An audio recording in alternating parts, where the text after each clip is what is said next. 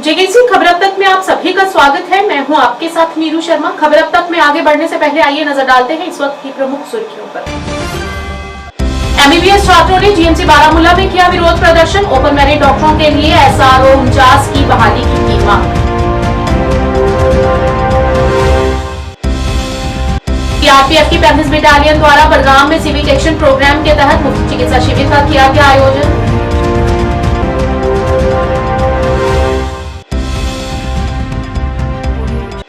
जम्मू नगर निगम द्वारा पर्यावरण शिक्षा केंद्र के सहयोग से अपशिष्ट प्रबंधन प्रथाओं पर 2 दिवसीय कार्यशाला का किया गया आयोजन।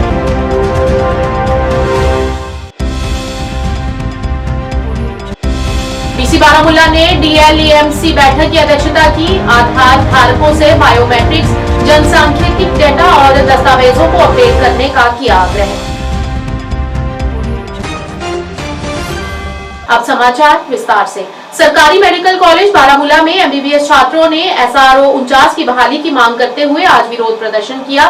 मेडिकल छात्रों के एक समूह द्वारा आयोजित विरोध प्रदर्शन का उद्देश्य नीति में सरकार के हालिया संशोधनों के संबंध में उनकी शिकायतों को उजागर करना रहा।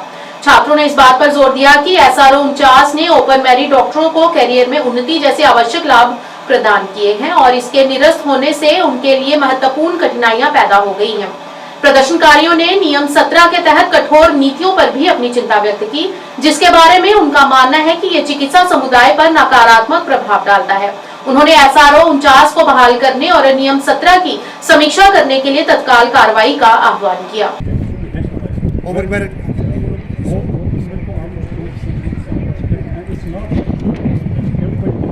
बाहर जा रहा है, अब्रॉड जा रहा है, बाहर जाके जो रेजोल्यूशन नहीं है तो इंडिया तो आपका मतलब ये है कि इसमें ये भी फर्क होगा जो आने वाले जो आप इस जो रिजर्वेशन सिस्टम इंटैक्ट है अभी जो स्टेट में जो जेएनके में रिजर्वेशन पॉलिसी है, पहले तो इतनी रिजर्वेशन किसी भी और स्टेट्स में आप देखोगे उसमें उनमें पॉपुलेशन के हिसाब से रिजर्वेशन है, but not in JK. In JK we see what कि 70% जो पॉपुलेशन है उनके लिए 26.6 सीट्स अवेलेबल है, which is not justified and this is a simple thing that is so easy to comprehend for everyone including government.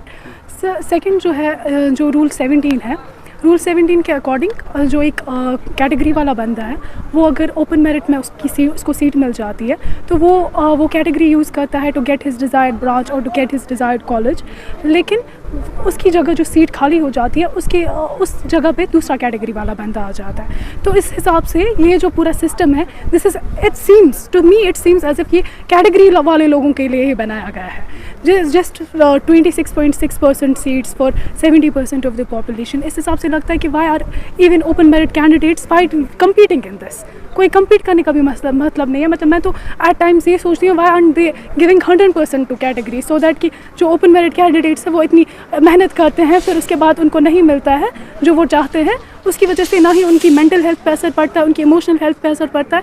पूरी तरह ना ये सिस्टम इनको हैंडीकैप कर देता है। नाउ व्हाई डू आई से हैंडीकैप? पहले इनको सीट नहीं मिलती है despite putting their best, despite getting the desired मतलब रैंक जो उनको चाहिए होती है, वो ऑल इंडिया रैंक जो उनको चाहिए होती है वो उनको मिलती है। इतनी मेहनत करते हैं, बहुत अच्छे मार्क्स लाते हैं, बहुत ही अच्छी रैंक होती है, but still after that they are not able to get it. तो उनकी मेंटल हेल्थ, इमोशनल हेल्थ और यहाँ से जॉब भी गई, फाइनेंशियली भी वो स्टेबल नहीं रहते। तो in a way it cripples open merit population, it just crushes them। तो ये हो गया रूल नंबर 70। एंड देन जो ये रिजर्वेशन सिस्टम है इसमें ये भी है कि बहुत सारे लोग ये डिज़र्व भी नहीं करते, उनको ये मिलती है। बहुत सारे EWS कैंडिडेट्स होते हैं जिनका इनकम नहीं होता है फिट इनकम क्राइटेरिया में, और बहुत सारे रिजर्व बैकवर्ड एरियाज़ के बंदे हैं जो नहीं एक्चुअली रहते हैं उन रिजर्व बैकवर्ड एरियाज़ में। तो then government should look into this matter कि कौन कौन डिजर्व कर रहा है, उन्हीं को मिलनी चाहिए। पहले तो ये पॉपुलेशन के हिसाब से मिलनी चाहिए। So we want SRO 49 back for that. Second rule number 17 जो है that should be eliminated. Third, government should look into this matter that who is deserving this category certificate, only that person should be given it. तो third जो कि PG में तो ज़्यादा ही है, because in UG में तो कैटेगरी के बेसिस पे बच्चों को सिलेक्शन हो गई। उसके बाद sharing the same college, sharing the same resources, sharing everything उनको फिर नीट पीजी में फिर से how is again category justified that? अगर उनको सेम ही मिल रहा है फिर इसी college, for instance GMC Baramulla, कल को अगर नीट पीजी में यहाँ 2 बंदों की सिलेक्शन हो जाती है, एक बंदा कैटेगरी वाला है, इसी कॉलेज से पढ़ा है, उसको 60K रैंक है, दूसरा बंदा ओपन मेरिट का है, इसी कॉलेज से पढ़ा है, उसको 6K रैंक है, he will be able to get whatever he desired this 60K candidate but not that 6K candidate. How is this justified? This is like आप इनकॉम्पिटेंट लोगों को बिठा रहे हो मेडिकल फील्ड में और फिर एक्सपेक्ट करते हो कि हेल्थ केयर बहुत अच्छा होना चाहिए. यही चाहते हैं हम कि SRO 49 should be brought back, rule number 17 should be eliminated, this whole reservation system should be given according to the population. That's it. 35 battalion CRPF द्वारा उच्च माध्यमिक विद्यालय बड़गाम में सिविक एक्शन प्रोग्राम के तहत मुफ्त चिकित्सा शिविर का आयोजन किया गया. इस दौरान बड़ी संख्या में लोगों की स्वास्थ्य संबंधी जांच की गई और उन्हें उचित परामर्श के साथ मुफ्त में दवाइयां भी वितरित की गई. इस अवसर पर 35 बटालियन के सीईओ विष्णु द्विवेदी ने कहा कि ऐसे ही और भी शिविर आयोजित किए जाएंगे जिसमें सीआरपीएफ की मेडिकल टीम जरूरतमंद स्थानीय जनता तक पहुंचती रहेगी और उन्हें अपनी सेवाएं देती रहेगी. जो गवर्नमेंट की वेरियस स्कीम्स होती हैं, इसमें इसको सिविक एक्शन प्रोग्राम्स कहा जाता है और स्किल डेवलपमेंट प्रोग्राम्स भी उसके तहत होते हैं. आज का प्रोग्राम है free medical camp. Free medical camp इसलिए लगाया गया है कि जो यहाँ पे हमारे आम कॉमन मैन हैं, बहुत सारे लोग हैं जो बढ़िया मेडिकल फैसिलिटीज़ को अफोर्ड नहीं कर सकते हैं या दूर नहीं जा सकते हैं, बीमार हैं, तो हम उनके दरवाजे तक लेकर आए हैं. ये हमारे अपने कैंप पे फ्री मेडिकल कैंप जो आज लगा हुआ है, यहाँ हमारे 3 डॉक्टर्स, ढेर सारे ऑफिसर्स और सारी दवा के साथ अवेलेबल हैं. जो भी यहाँ पे आसपास के लोग हैं जिनको भी मेडिकल की ज़रूरत है, बूढ़े हैं, बच्चे हैं, बीमार लोग हैं, उनका प्रॉपर चेकअप किया जाएगा. जो अवेलेबल दवाइयाँ हैं वो दवा दिया जाएगा और उनको सारा प्रिस्क्रिप्शन दिया जाएगा. ये सरकार की तरफ से फ्री प्रोवाइडेड है. यहाँ पर किस तरह का इलाज है? क्या हर कोई तरह का, मतलब किसी भी तरह की जो बीमारी होती है, किसी भी तरह का किसी बहुत गंभीर बीमारी का तो तत्कालिक इलाज यहाँ पे नहीं है, लेकिन जो एक कॉमन बीमारियाँ होती हैं जिनका तत्कालिक दवाई दिया जा सकता है, ऐसी सारी चीज़ों को तुरंत दिया जाएगा. अगर कोई आदमी गंभीर बीमार है, उसका कुछ पता चलता है तो हमारे डॉक्टर्स उसको आगे रेफर कर देंगे. आज मैं आया था यहाँ पे, जहाँ पे फ्री मेडिकल कैंप यहाँ पे लगा हुआ है बॉयज़ हायर सेकेंडरी बड़गाम में सीआरपीएफ की जवानों की तरफ से. ये बहुत ही एक अहमियत हमारी ज़िंदगी में रखता है, क्योंकि ख़ासकर गरीब आवामों के लिए सबसे बड़ी अहमियत हमारी मतलब रखता है इस ज़िंदगी में. दूर दराज इलाकों से आते हैं लोग यहाँ पे फ्री मेडिकल जब ही सुनते हैं, मतलब एक जब हम एक समाजी काम के लिए कुछ अच्छा करना चाहते हैं तो ये जो फ्री मेडिकल कैंप जो अभी बड़गाम में लगा हुआ है, तो एक अच्छा हमारे, मतलब मैं कह सकता हूँ एक अहमियत रखता है हमारी लाइफ में, ज़िंदगी में. तो मैं शुक्रगुजार हूँ सीआरपीएफ जवानों की तरफ से जिन्होंने ये इक़दामात उठाए इस बड़गाम. ये जो कैंप लगा है ना 35A का, सीआरपी कैंप 35A का, उन्होंने इतनी फैसिलिटी रखी कि अगर हम पर्चा लेकर जाते हैं, ये खुद भी मेहनत करते हैं, साफ आते हैं और एक पर्चे में कम से कम 10 हज़ार का दवाई जो बाजार से मिलता है वो देते हैं ये मुफ्त. तो इनकी फैसिलिटी अगर लोगों को आएगा हफ्ते 1 महीने में 4 बार, क्योंकि यहाँ बहुत बीमारी है. मोदी का जो दवाई दुकानों पे होता है वो आम दुकानों में नहीं मिलता है. हॉस्पिटल जाते हैं वहाँ तो वेट लाइन लगते हैं, वो तो 5 रुपए की पर्ची होती है, 10 हज़ार का दवाई देते हैं, वो भी नहीं मिलता है. ये अच्छी बात है. उन्होंने 35A में ये तीसरी बार उन्होंने किया, ये एक ही बार नहीं, तीसरी बार इनकी फैसिलिटी है. पर्यावरण शिक्षा केंद्र के सहयोग से जम्मू नगर निगम द्वारा एकीकृत अपशिष्ट प्रबंधन प्रथाओं पर 2 दिवसीय ज्ञान साझाकरण कार्यशाला का आयोजन किया गया. कार्यशाला का उद्घाटन मनदीप कौर, प्रधान सचिव आवास और शहरी विकास विभाग ने जम्मू नगर निगम के आयुक्त देवांश यादव, राज्य प्रदूषण नियंत्रण समिति के अध्यक्ष वासु यादव की उपस्थिति में किया. इस कार्यशाला का उद्देश्य डोर टू डोर कलेक्शन सही तरीके से हो और सड़कें साफ सुथरी रहें ताकि स्वच्छता में जम्मू की मिसाल बने.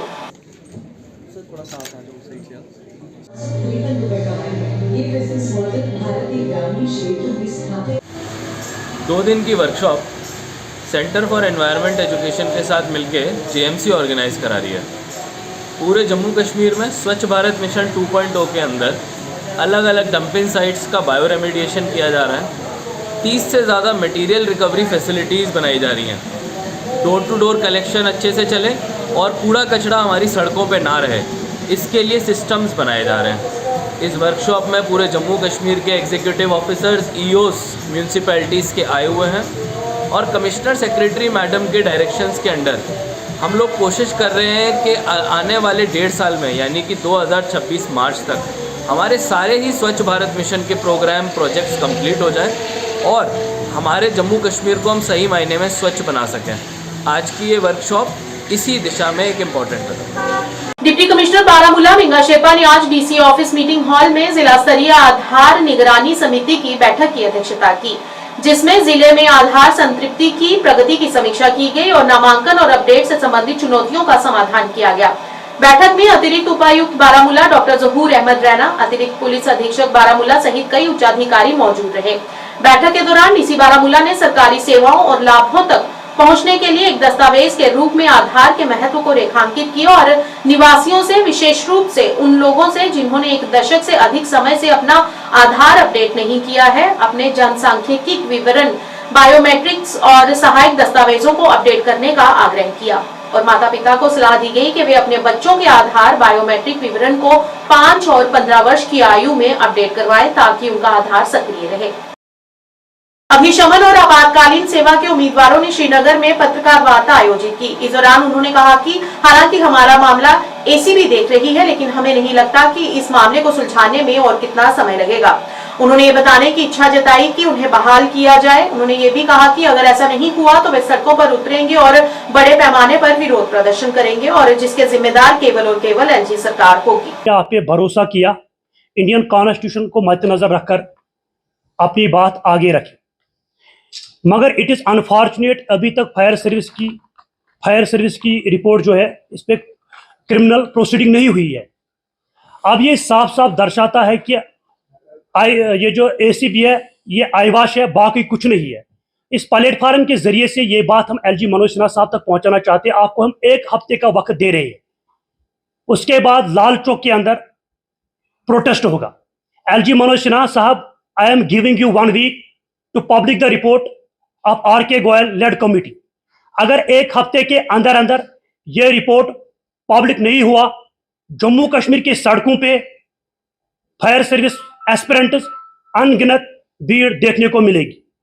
अगर अनटुवर्ड्स प्रोटेस्टरों के साथ कुछ भी होता, उसकी रिस्पॉन्सिबिलिटी खुद एलजी साहब को लेनी है। हम ये कहना चाहते हैं कि एडमिनिस्ट्रेशन ने ये केस एसीबी को सौंपा है, हम मानने के लिए तैयार है। रिसेंटली जो एसीबी का डायरेक्टर है, मैंने उसके साथ अपॉइंटमेंट किया और उसने कहा कम से कम मुझे 2 साल तक रिपोर्ट खंगालने में लग जाएंगे। उसके बाद हमें एफआईआर लॉन्च करने हैं जिन्होंने ये भ्रष्टाचार किया। उसके बाद ये लॉन्ग प्रोसेस बन जाएगा, ये कोर्ट में केस चला जाएगा, वहां पे भी 10 साल लग जाएंगे।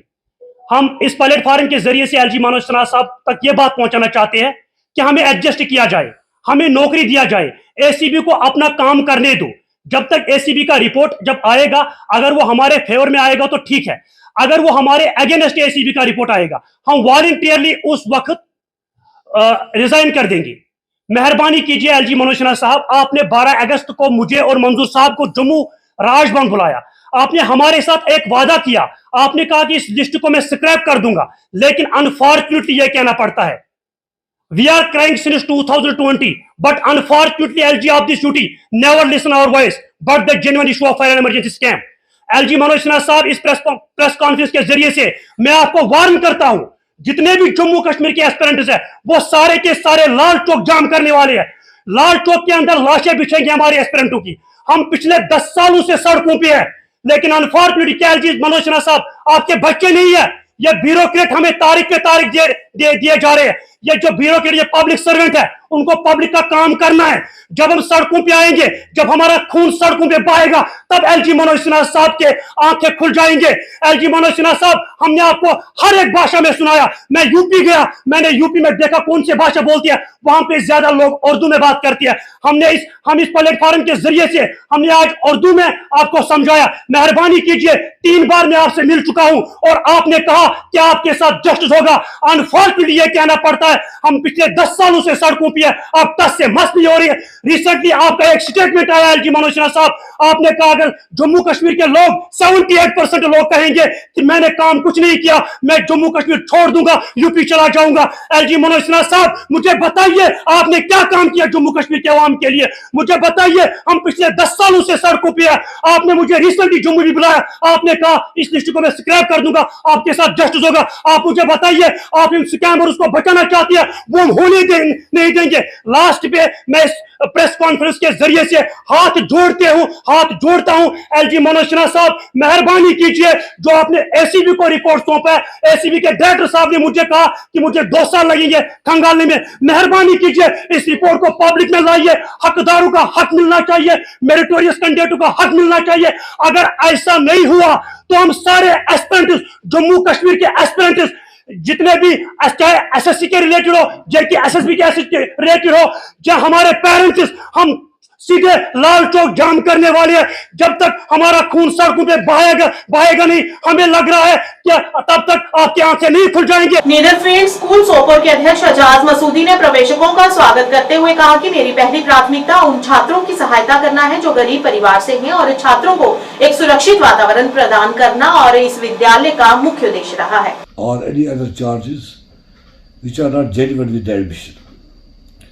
तो इंशाल्लाह जो हमारा डिस्ट्रिक्ट बारामूला के स्कूल है, हमने पिछले साल भी कोई एडमिशन नहीं दिया, एडमिशन फी नहीं दिया और कोई भी ऐसी चार्ज हमने नहीं दी जो नॉन जेन्युइन हो। औज़ु बिल्लाहि मिनश शैतानिर रजीम, बिस्मिल्लाहिर रहमानिर रहीम। जैद साहब, जैसे कि आपको मालूम है कि जहाँ तक हमारे स्कूल का ताल्लुक है, ये सिर्फ मेरा स्कूल ही नहीं, जो दूसरे स्कूल भी हमारे डिस्ट्रिक्ट में आ रहे हैं, जो हमारी एसोसिएशन है, इसका मैं प्रेसिडेंट हूँ यहाँ district Baramulla association, private school association का। मैं हर एक की तरफ से आपको बात करूँगा और ख़ास तौर पर मैं अपना बता दूँ कि हम बिल्कुल गवर्नमेंट स्ट्रेटजी के साथ जा रहे हैं। गवर्नमेंट ने इस साल हमें बताया है कि एडमिशन फ़ी कोई स्कूल नहीं दे सकता है, नहीं देगी। इंशाल्लाह इस साल भी जस्ट वो एडमिशन चार्जेस 1000-2000 तक होते हैं, वो तो लेने पड़ते हैं हमें। इसके बाद जो ईयरली चार्जेस है, हमारे स्कूल में लोवेस्ट ईयरली चार्जेस 1400 से लेकर 3000 तक है।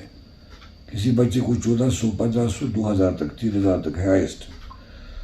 तो उस स्ट्रेटजी को हम इंशाल्लाह इस साल भी जारी रखेंगे और हमें उम्मीद है कि इस साल हम तकरीबन 250 एडमिशन नर्सरी के लिए बुक कर रहे हैं और ये सारी बुकिंग इंशाल्लाह या 20 या 24 दिसंबर को होगी। तब तक मैं पेरेंट्स से रिक्वेस्ट करता हूँ कि तकरीबन 200-250 फार्म्स पेरेंट्स से ऑलरेडी ले लिए हैं, 200-250 फार्म्स। तो कुल मिलाकर हम नर्सरी में 250 बच्चे ले लेंगे 20 या 22 दिसंबर को इस साल। तो इसके बाद जो दूसरे क्लास में कई 10-12 सीटें, इंशाल्लाह 350 तक हम एडमिशन बनाएंगे इस साल, 350 तक। तो मैं पेरेंट्स से रिक्वेस्ट करता हूँ वो फार्म ले ली ब्रांच स्टार से जल्द, क्योंकि इस साल हम मार्च में कोई एडमिशन नहीं दे देंगे। जब हमारी 250 सीट्स लास्ट डेट कब तक होगा? लास्ट डेट एडमिशन 20-22 तक हम दे देंगे फार्म, 23 या 24 या 22 को ही हम टेस्ट ले लेंगे। मावन निवासी सादिक आलम अपने स्थानीय समुदाय में एक संपन्न मछली फार्म स्थापित करके आत्मनिर्भरता और उद्यमिता की मिसाल बन गए हैं। सरकारी नौकरी की प्रतीक्षा करने के बजाय आलम ने अपनी आजीविका बनाने की पहल की। इस प्रक्रिया में दृढ़ संकल्प और व्यवहारिक कौशल का प्रदर्शन दिया। आलम ने मछली पालन उद्यम ने लगभग 5 से 7 लाख रुपए का प्रभावशाली कारोबार हासिल किया है। उनकी सफलता व्यक्तियों के लिए अपने पास मौजूद संसाधनों का उपयोग करके ग्रामीण क्षेत्रों में भी अपना खुद का व्यवसाय बनाने की क्षमता को उजागर करती है।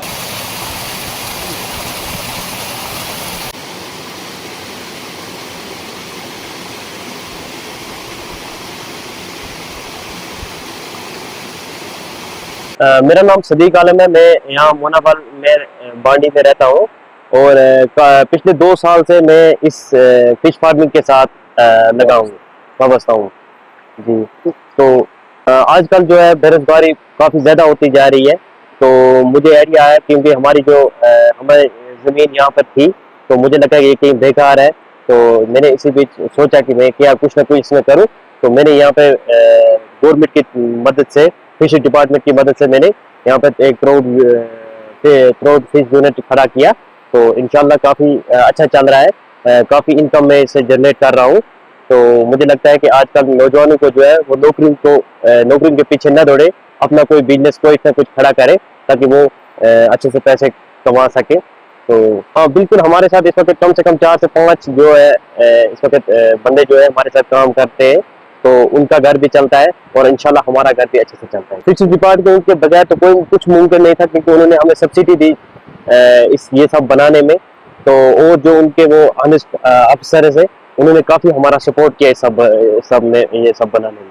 मैं पढ़े लिखे आज के जो नौजवान है उनको यही मैसेज देना चाहता हूँ कि अपनी टांगों पे खड़ा हो, कुछ ना कुछ करें, ये गवर्नमेंट जॉबों के पीछे न पड़े, ताकि आजकल जो हमें बहुत सारी स्कीमें गवर्नमेंट की तरफ से मिल रही है, मुझे लगता है कि उनका फायदा उठाए तो वो मतलब कभी भी मतलब उनको ये नहीं लगेगा कि हम बेरोजगार हैं। खबर अब तक के आज के इस अंक में इतना ही। नया अंक लेकर फिर हाजिर होंगे, तब तक के लिए दीजिए इजाजत।